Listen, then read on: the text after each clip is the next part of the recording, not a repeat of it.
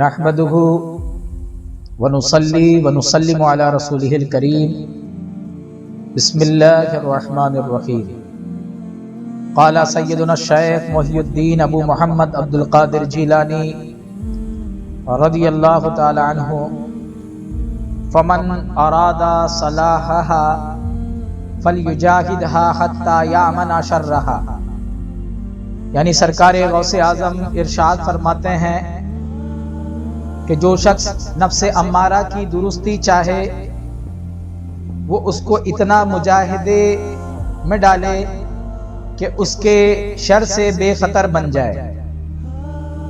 یعنی نہ یہ چیز تو پتہ چل گئی کہ یہ نفس ہی ہے جو مخالفت کرتا ہے، نزاع کرتا ہے، یہی ہے جو اللہ تبارک و تعالی نے جو آپ پر تقدیر مقرر کر دی ہے اس پہ شکوہ شکایت کرتا ہے، اور قلب مومن اس کی شکوہ شکایت کی حالت تک قلب مومن کے درجہ کو نہیں پہنچ سکتا. تو اب اگر کوئی اس نفس امارہ کا علاج کرنا چاہے، اس کی اصلاح چاہے، اس کو درست کرنا چاہے، تو اس کو کیا کرنا چاہیے؟ تو سرکار غوث اعظم فرماتے ہیں کہ اس کو مجاہدہ میں ڈالنا چاہیے. اس کو اتنا مجاہدے میں ڈالے کہ پھر وہ جو ہے اس کے شر سے جو ہے امن میں آ جائے. یعنی اتنا اس کو جو ہے ڈالتے جائے کہ وہ جو ہے اپنی شرارتوں سے باز آتے وہ جو ہے نفس مطمئنہ کے مقام تک آ جائے، یا منا یعنی امن پانے والے میں آ جائے، نفس مطمئنہ بن جائے. تو مجاہدہ اس کی حقیقت جو صوفیہ کرام یہی فرماتے ہیں کہ آپ کو اپنے نفس کا جو بھی ڈیمانڈ ہے اس کو پورا نہیں کرنا ہے.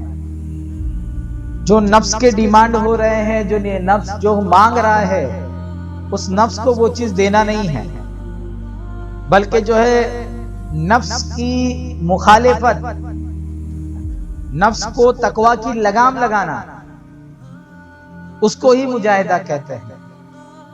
کیونکہ جو نفس جو خواہش کر رہا ہے اس کو اگر مل جائے تو نفس اس میں بڑھے گا، پھولے گا. تو اس لیے جو وہ نفس کی جو خواہشات ہے وہ خواہشات پوری نہیں کرے. اور دوسری بات یہ ہے کہ وہ اطاعت گزاری اختیار کرے. اور ایک مرید کو چاہیے کہ وہ اپنے پیر کے حکم پر، پیر کے ہر حکم پر، ان کے جو ہے بات پر عمل کرے. تو اس سے بھی جو ہے نا وہ نفس کو لگام لگے گی. جہاں شریعت کا احکام ہے اس پر عمل کرے، قرآن و حدیث پہ عمل کرے. پھر جو اس کے ماہر ہیں جس کو پیر طریقت کہتے ہیں تو پیر کے حکم پر عمل کرے.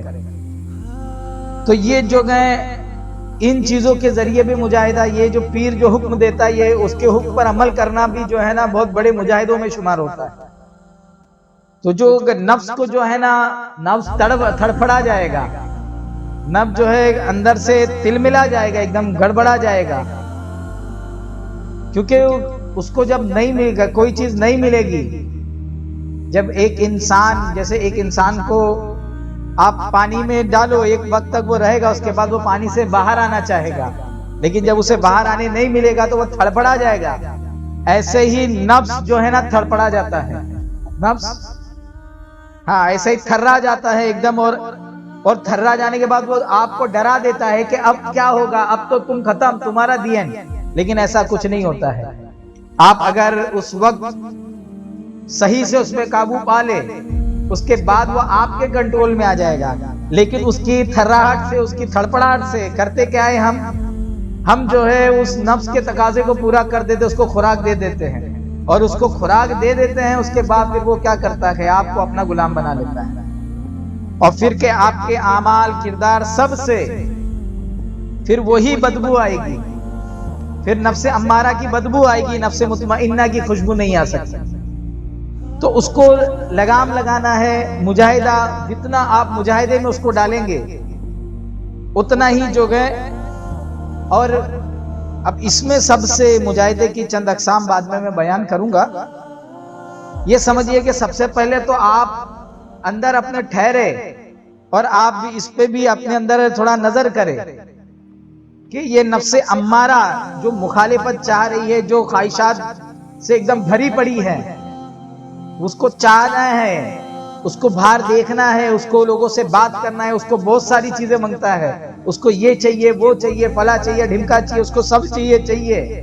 تو اس کی خواہشات پہلے سمجھو کہ یہ مانگنے والا کون ہے، اور اس کے اوپر اس کو جو ہے پھر اس کی مانگ کو آپ کو پورا نہیں کرنا ہے، اس کی خواہش کو آپ کو پورا نہیں کرنا ہے. اور اس کے بعد دوسرا چیز جو ہے اہم اس میں بتایا، پھر اس کے بعد جو ہے آپ پیر کامل کے حکم پر عمل کیجئے، کیونکہ پیر کامل کی جو نفس کے تمام نخروں کو جانتا ہے، تمام فریب کو جانتا ہے، اسی کو پیر کامل کہتے ہیں. جو نفس کے مکاریوں کو، نفس کی جو ہے شرارتوں کو نہیں جانتا، پھر وہ آگے نفس کی نہیں اصلاح کر سکتا. پھر قلب و روح تک تو کیا بات ہے، وہ کیا تعلیم دے گا قلب و روح کی. جو نفس کی جو چال بازیوں سے، نفس کی شرارتوں سے جو ہے ایک دم آگاہ ہوتا ہے، اور اس کے جو اچھا طبیب ہوتا ہے، اس کا ڈاکٹر ہوتا ہے، اس کا مولج ہوتا ہے، علاج کرنے والا ہوتا ہے، وہی اس کی جو ہے. اور اس لیے کہا گیا کہ جب پیر کامل آپ سے کہہ دے، جب پیر کامل آپ کو کوئی حکم دے دے تو اس پر عمل کرنا ہے.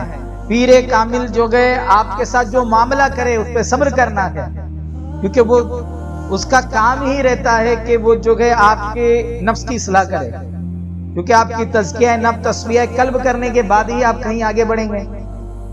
تو سرکار غوث اعظم ارشاد فرماتے ہیں کہ اگر کوئی یہ چاہتا ہے کہ نفس امارہ کی اصلاح ہو، اور اصلاح ہونا کیوں ضروری ہے؟ کیونکہ نفس امارہ کی اصلاح نہیں ہوگی تب تک وہ قلب مومن بنے گا ہی نہیں.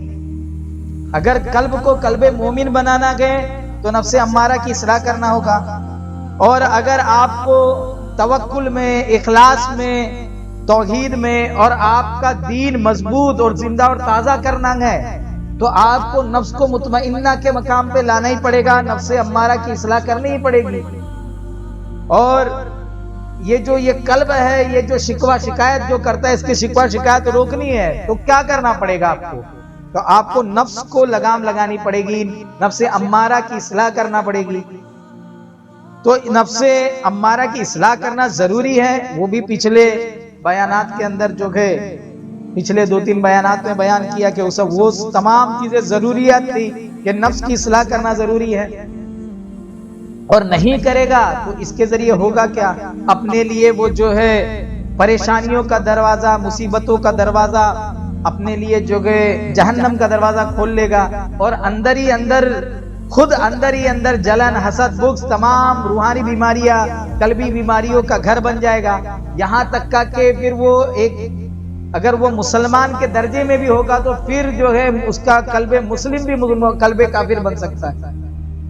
آخر شیطان نے لوہے محفوظ میں پڑھ بھی لیا تھا کہ ایک ہوگا فرشتوں کی صف میں جو راندہ بارگاہ الہی ہو جائے گا، جس کو جو مردود ہو جائے گا. تو فرشتے روتے تھے، لیکن شیطان جو گئے وہ فرشتوں کو سمجھاتا تھا کہ اللہ کی رحمت سے نا امید نہیں ہونا، کچھ ہوگا تو توبہ کر لینا چاہیے، یہ ساری باتیں سمجھاتا تھا. لیکن جب بات آئی اس کی خود کے اوپر، جب بات اس کے نفس پر آئی تو اس نے اپنے نفس کی اصلاح نہیں کی تھی. لوگوں کو بول تو دیا تھا لیکن اپنے